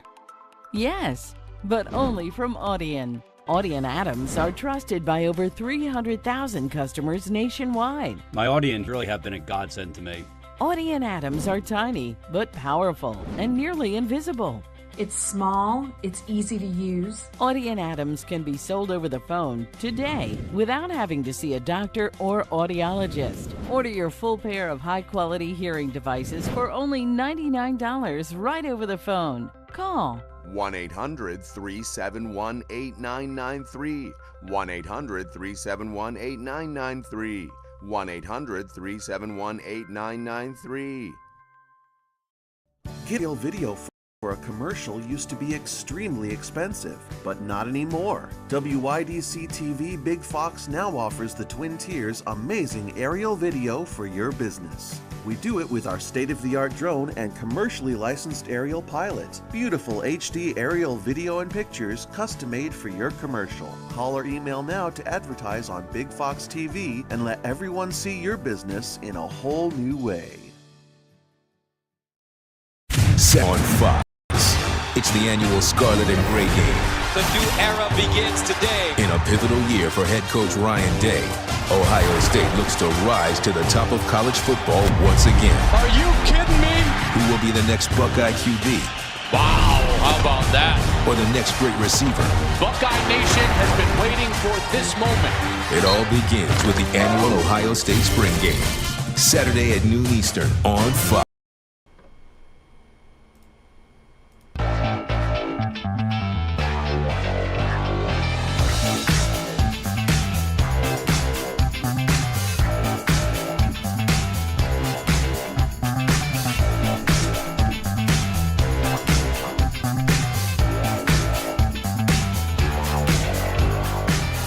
We are back with Frankly Speaking here on WYDC TV, Big Fox. Thank you for joining us again. As I mentioned earlier, we're going to be talking with the sister cities a little bit later on today, and we're going to broadcast it tomorrow on the program. So if you have any questions for our friends from San Giovanni Valderno, I appreciate it. Did you tell, or did I mention this? I don't think I mentioned it in the 6 o'clock hour. No, I definitely didn't. Joe Biden, this kind of goes into the story we were just telling you about inflation. Joe Biden made the case on Wednesday for his reelection, arguing he is ready for 4 more years. Why? Because I'm in the 20th century. Elect me, I'm in the 20th century. And then correcting himself and saying the 21st century. Yikes. Oh, but Biden did. And again, I still got to say, to me, I know this is a White House event. Don't get me wrong. I know he had to meet or should meet with the Japan Prime Minister. But there's still the optics of him with the big tech moguls, the Clintons, De Niro, all these people when the talk is really focused on inflation. It goes back to what we talked about with Trump going to the wake of the fallen police officer in New York while Biden was holding the $25 million fundraiser. But Biden did host big tech moguls yesterday. This is, Bill and Hillary Clinton. So again, I know I talked about this with Joe Semplinsky last week, but apparently the stigma, for lack of a better word, of hanging with Bill Clinton is no longer there. There was some talks during the Me Too movement that he was kind of a social pariah, that he was maybe going to work behind the scenes but not in front of the scenes. Senator Gillibrand throwing him under the bus, even though using their names, the Clintons, for a long time. But President Biden hosted Bill and Hillary Clinton alongside billionaire big tech titans. And that was at a White House state dinner in honor of the visiting Japanese Prime Minister. The Clintons and actor Robert De Niro joined the head table in the White House East Room, where more than 200 guests dined on a house-cured salmon and dry-aged ribeye steak. Billionaire Amazon founder and Washington Post owner Jeff Bezos and Apple CEO Tim Cook sat at tables nearby. JP Morgan Chase CEO Jamie Dimon and Treasury Secretary Janet Yellen, who was spotted with wine glass in hand ahead of Biden, giving the introductory toast, were also towards the center of the room. Paul Simon provided the evening's entertainment in the state dining room, beginning shortly after 10 p.m. with the songs Graceland and then Slip Slidin' Away. I guess Simon & Garfunkel is reported as being Jill Biden's favorite. I don't know. I mean, I guess. Oh, and that's. If you're curious, I'm not going to go through the whole list here, but that's where Governor Hochul was, as budget negotiations were supposed to be ongoing.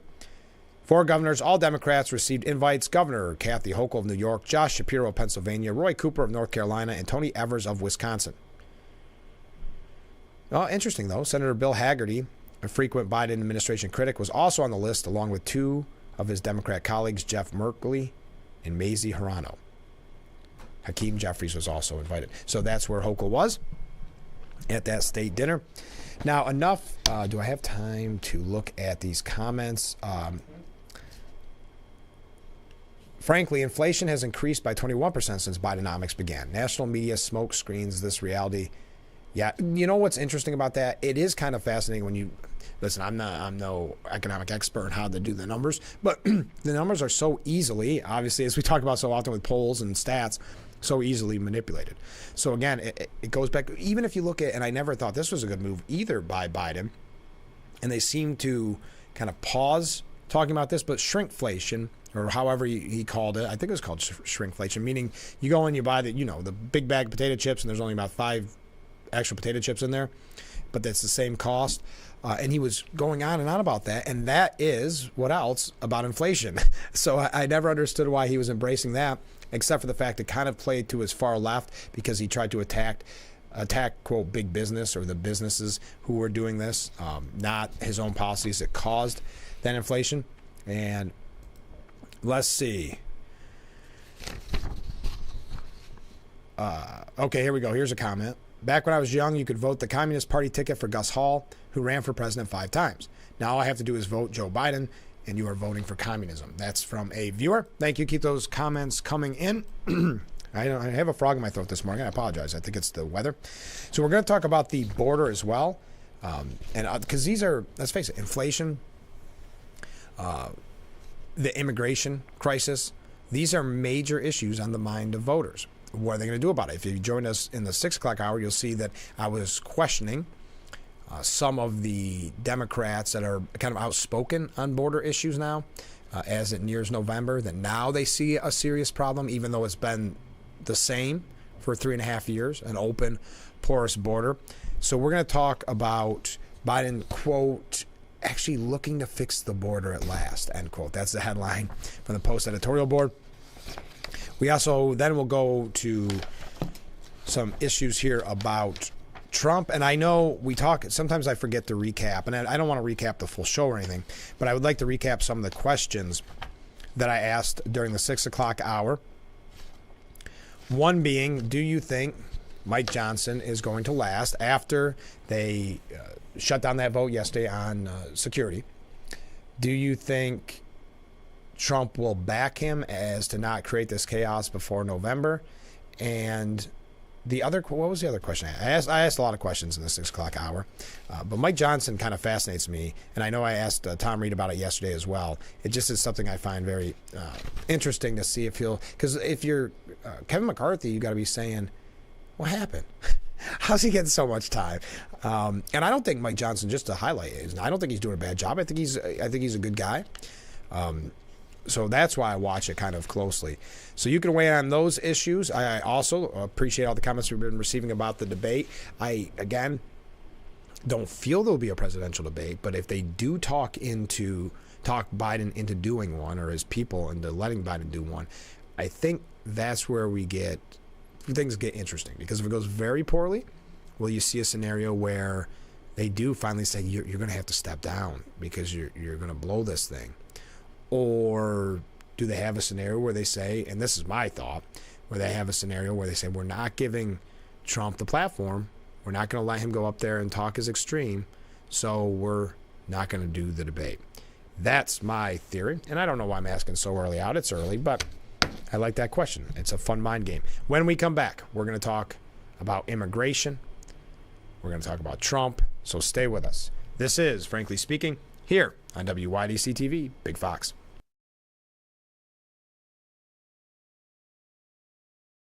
Race car drivers change lanes very fast, but with no outside mirrors. How come they don't crash? Introducing Angel View, the new wide-angle mirror that reduces blind spots. Angel View simply snaps over your car's rear view mirror, giving you a 160-degree view behind you. Ordinary rear view mirrors are small and flat, but Angel View has a huge mirror with curved glass. This convex shape allows you to see both blind spots with one glance. And with our Pro Edition special coating, it's anti-glare at night. Get your Angel View now for just $19.99 through this special offer. But wait, this may be your last chance to get Angel View at this low price. There is a strict limit of 2 Angel Views per order while supplies last. Order now. Call 1-800-869-5346. That's 1-800-869-5346. Or visit getangelview.com. So call 1-800-869-5346 now.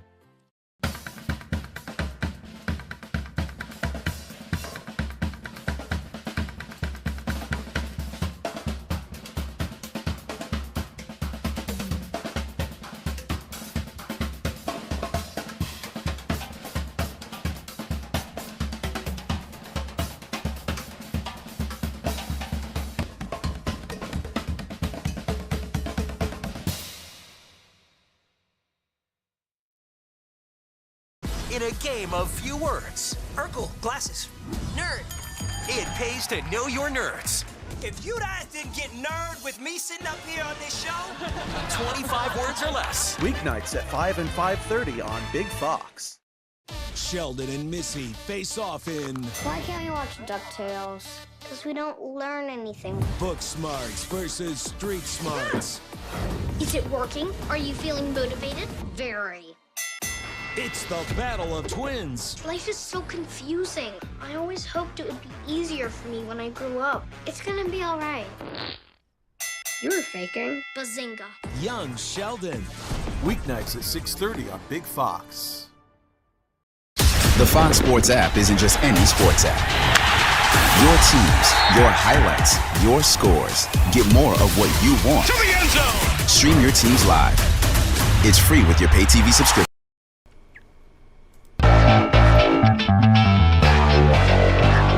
Our beautiful view of Market Street as we broadcast live from the Hesselson studio. Thank you so much for joining us on this morning's broadcast. This is the second hour. If you're new to the program, we do have a 6 o'clock hour now. And I'd love you to be a part of it if you're willing to set your alarm a little bit earlier.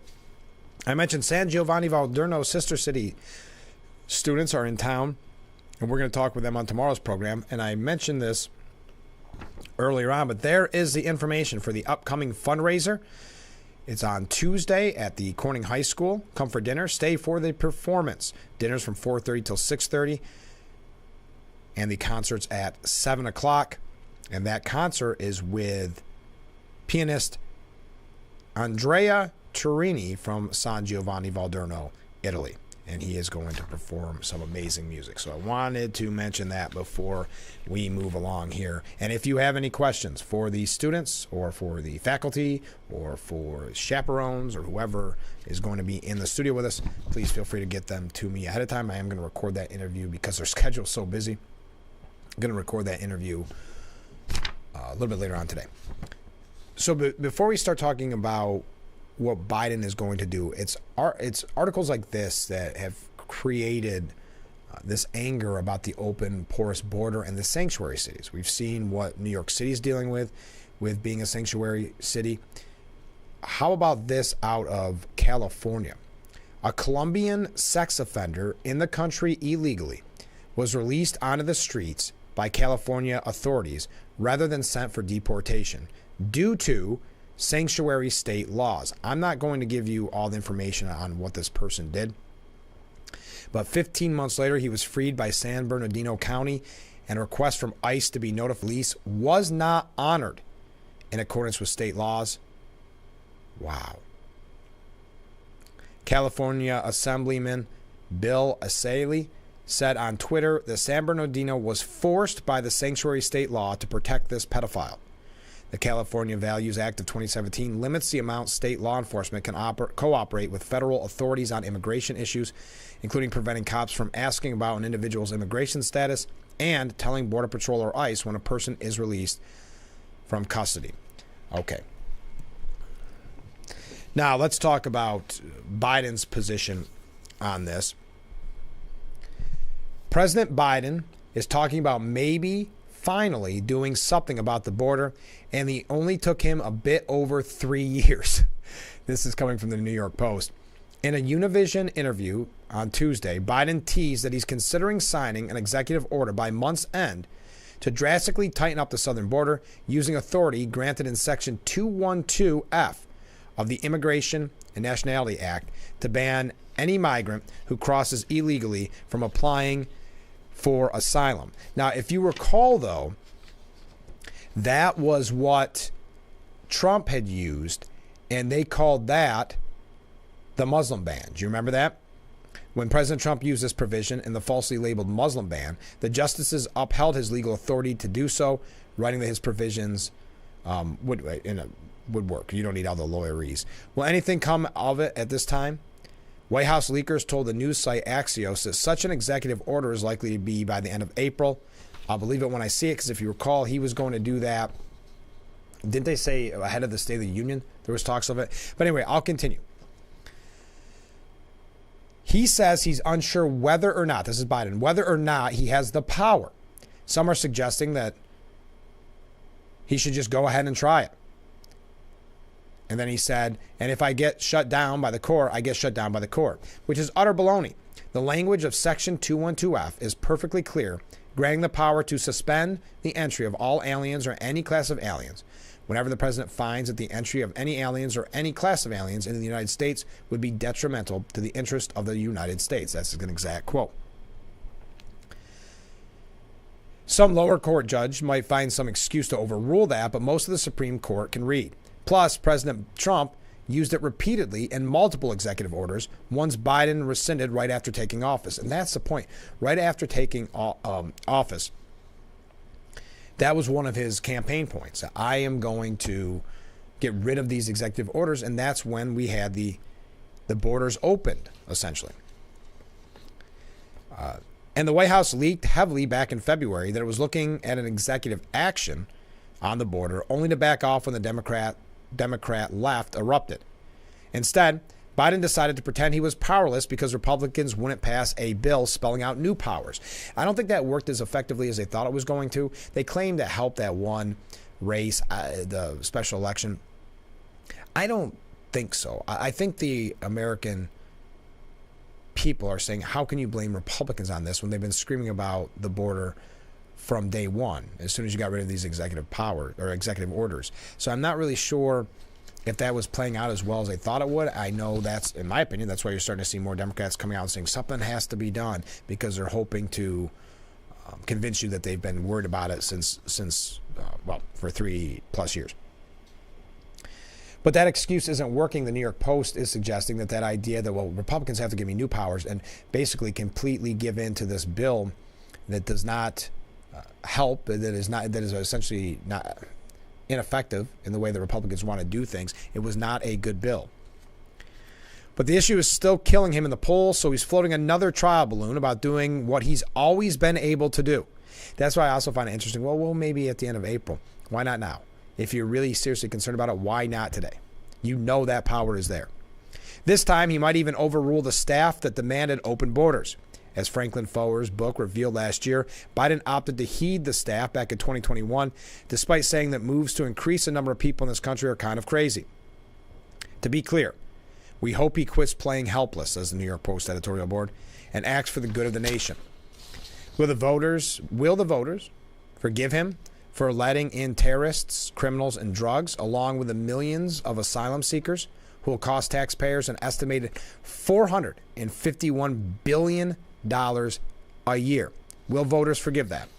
And the terrorists, that's a scary part that is not talked about enough. I mean, really, the drugs that they're bringing over, when we were talking about fentanyl, things like that, are already a terrorist attack in so many ways. Those that are drug dealers are coming over. But we talk about terrorists, criminals, and drugs coming across the border, and the cost of $451 billion a year. We doubt it, since nothing would stop him from switching back once he's reelected. That's the interesting point that I like about this piece. He might run on that, and maybe if he's successful and he wins, this is all being reversed. Day one again. But it's the best single thing that he can do to boost his chances in November, actually listening to the people. And he's looking for anything to boost his chances. Hence the reason why he's caved on his support for Israel. Hence so many, and we had that piece yesterday, talking about the fact that he's willing to drop any quote-unquote core belief for some votes. Oh my goodness, I'm late. So really, this is, again, to use a term twice in a show, this is really, to me, window dressing.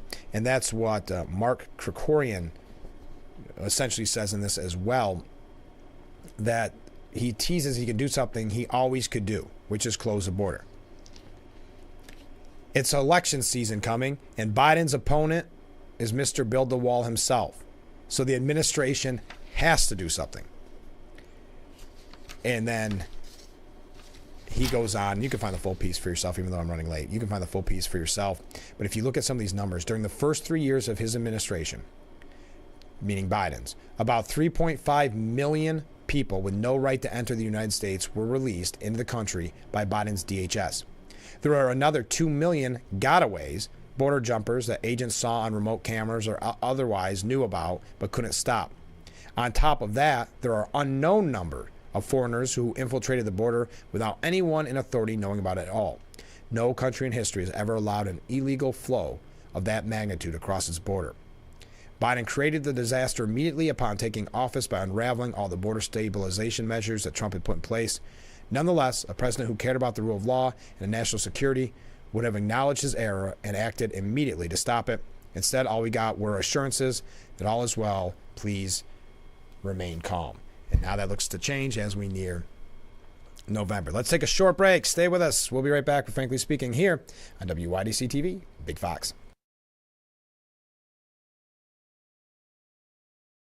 You need a fan, but they're Bulky, awkward, and never put the breeze exactly where you want it. Introducing my fold-away fan from Bell & Howell, the compact cordless fan that unfolds into your own personal wind machine and extends to nearly 4 feet high. Its lightweight, portable design makes it easier than ever to have a targeted breeze anywhere. Plus, this whisper-quiet fan has 3 separate speeds, making personalizing your comfort a breeze. My fold-away fan's rechargeable lithium battery lasts up to 10 hours, and it has enough power to blast a breeze to the other side of this room. Its unique telescoping stand allows you to place it on the floor, so the breeze will reach anywhere with ease. Then the whole thing folds away for easy storage. Get my fold-away fan from Bell & Howell for just 2 payments of $19.99. It comes with the USB cable to make charging fast and easy. My fold-away fan. Call or click now. Call 1-800-349-4156. That's 1-800-349-4156 or go to myfoldawayfan.com.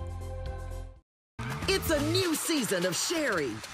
Having a good time has always been my #1 goal. I tend to get crazy. At my age, I should not be jumping up and down like that. And if you don't know what I mean, ask your mama. The young ones, y'all like, we don't know what you're talking about. But I promise you, in 30 years, you will. It's the best time in daytime. Weekdays at 2 p.m. on Big Fox.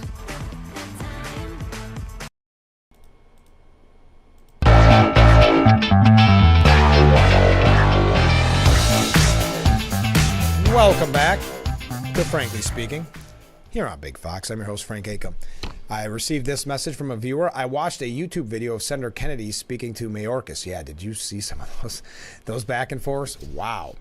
I hadn't even considered the point the senator was making of how the Democratic government is manipulating congressional numbers via the census by allowing illegal immigrants in and increasing the amount of Democratic Congress members. Yes, that's been one, and we kind of glanced on that a little bit at the beginning of the show, but that's been one of the major issues. There's some things like that when you talk about numbers, the census numbers, that can create, even if the illegal immigrants that come over here can't vote, and we could talk about that in the future about when that could change, but it still changes those numbers and skews those numbers pretty drastically. So yes, thank you for that comment. And that was some wild videos. I watched a little bit of them too yesterday. Okay, just quickly, I don't know why I'm bringing this up, and we're probably going to wrap up on a couple different things because I realize we're almost out of time. We never really even got to talk to Mike Johnson, even though that's something I've been bringing up quite a bit. But they're saying that, CNN is saying it, that Trump looms over the fight to oust House Speaker, basically suggesting that Trump can be the kingmaker in this case.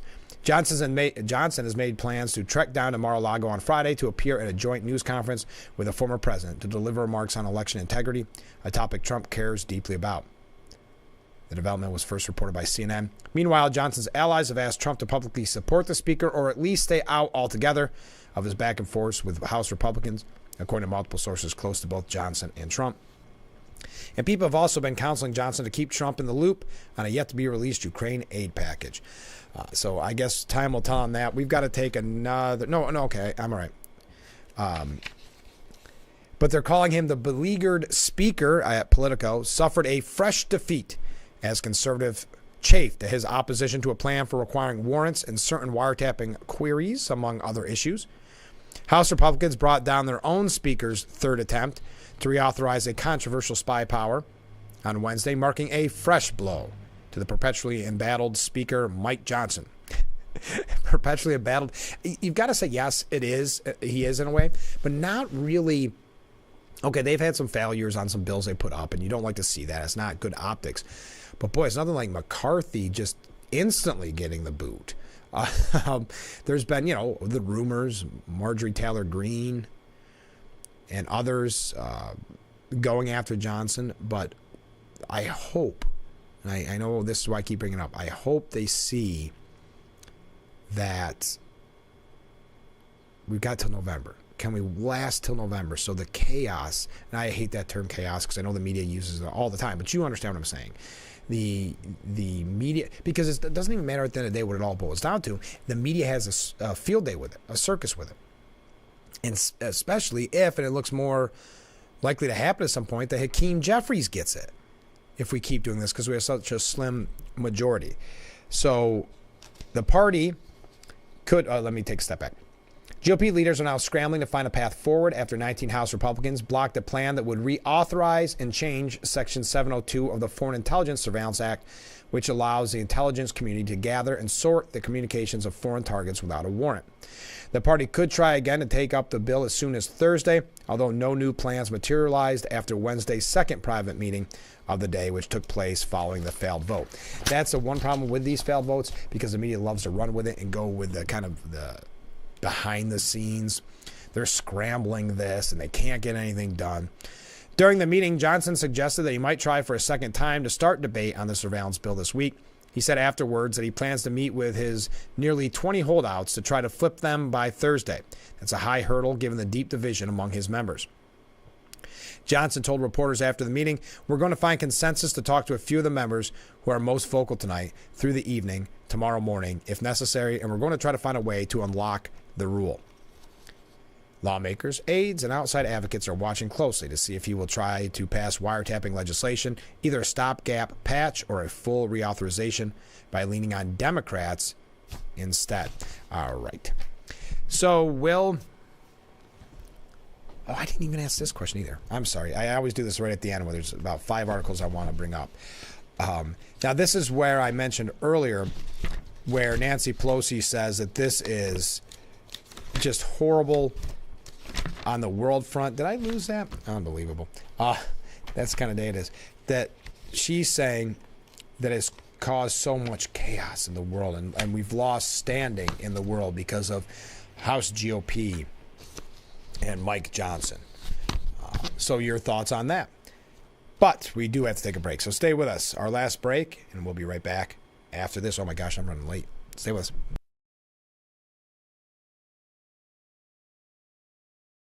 Looks like y'all got a lot of stuff here in your water. You're never gonna believe it, but this can filter up to 60 different contaminants from your water. It's all about cleaner drinking water. Dude, that's good water. And that's good water. Now that's good water. That's good water, eh? No matter where you live, there's a Culligan water expert nearby. At Culligan, we think about your water so you don't have to. Call today to schedule your free water test. Very first time, you'll all be cooking a 3-course meal. Fox Thursday. No! When the chefs are judged as a team. I've seen you better than this. Loyalties will be tested. If one of you fails, we all fail. Somebody, no. All new Next Level Chef. Then, romance has bloomed, but the clock... I'm gonna ask Joy to go out. ...is ticking. Any concerns that you have? Yes. You need to send someone home. Tonight. It's a new season of Sherry. Having a good time has always been my #1 goal. I tend to get crazy. At my age, I should not be jumping up and down like that. And if you don't know what I mean, ask your mama. The young ones, y'all like, we don't know what you're talking about. But I promise you, in 30 years, you will. It's the best time in daytime. Weekdays at 2 p.m. on Big Fox.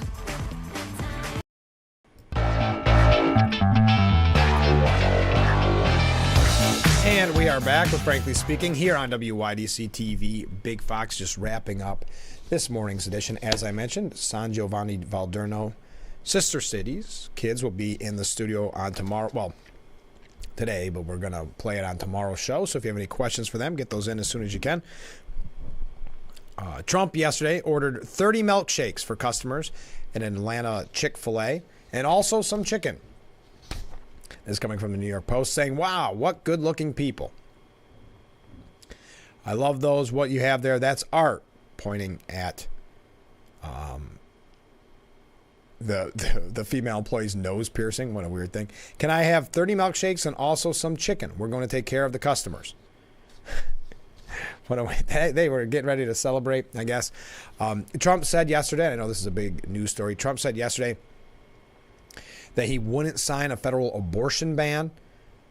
Appearing on a tarmac Wednesday in Atlanta, Trump provided a more definitive answer. Asked if he would sign a national abortion ban if it passed Congress, the former president shook his head no. Senator Cory Booker says Trump has created unimaginable chaos and suffering in our country because of his Supreme Court picks. Donald Trump put on the Supreme Court people that he said his main litmus test was overturning Roe v. Wade. That has created chaos and suffering in our country that is unimaginable. The states where you can literally put a bounty out for a woman if she's trying to get abortion care, or states like Arizona where they are reverting back, getting back to the law when slavery was still the law of the land before the 13th Amendment. This is insanity. So that's Senator Cory Booker. I agree with this viewer's comment. We can't risk losing the speaker and having Jeffries. I agree.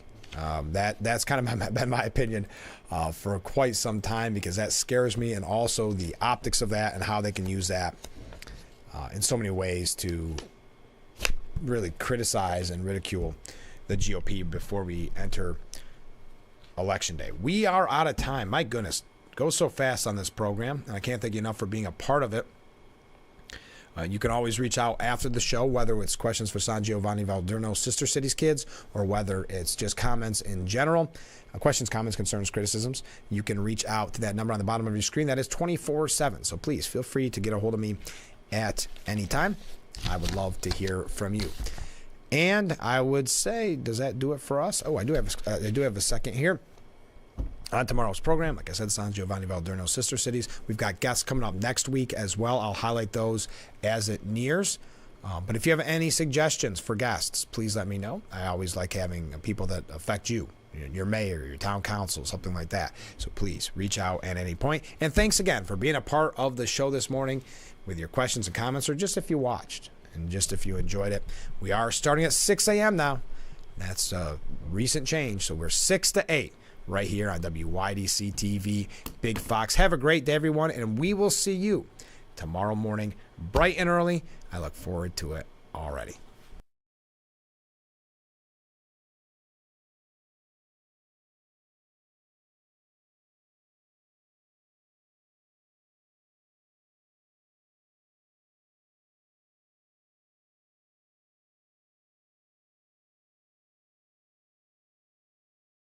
Friends have been telling friends about Colonial Penn Guaranteed Acceptance Whole Life Insurance for more than 50 years, and with good reason. If you're between the age of 50 and 85, it's a sure thing. Your acceptance is guaranteed because full benefits are not paid in the first 2 years. And the price? Options start at $9.